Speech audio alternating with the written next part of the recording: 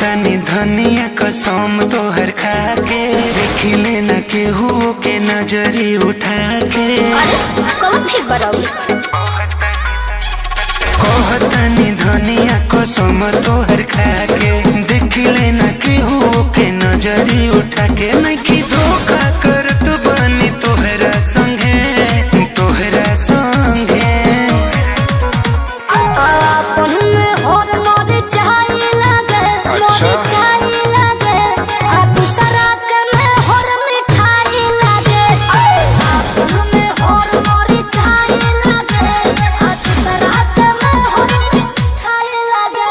अरे अपनी तो जैसे तैसे थोड़ी ऐसे या वैसे कट जाएगी, आपका क्या होगा रे घर वाली, समझे समझे।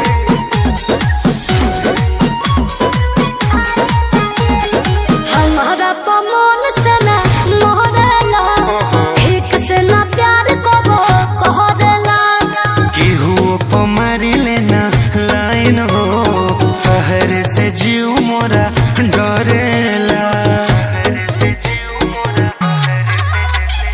हमारा पमोन से ना मोहरेला ठीक से ना प्यार को कहरेला और केहू पमारी लेना लाइन हो तोहर से जीव मोरा डरेला।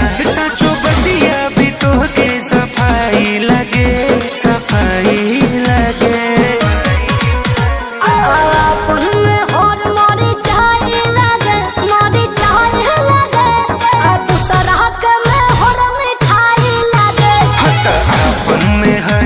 खटाई लगे दोसर के में हर मलाई लगे।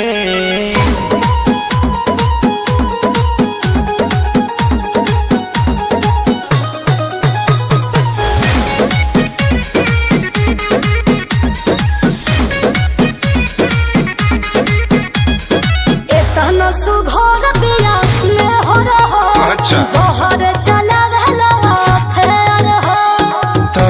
से कुछो न छुपाइले सब बात करी हम शेयर हो। सुना बोला इतना सुघोर पिया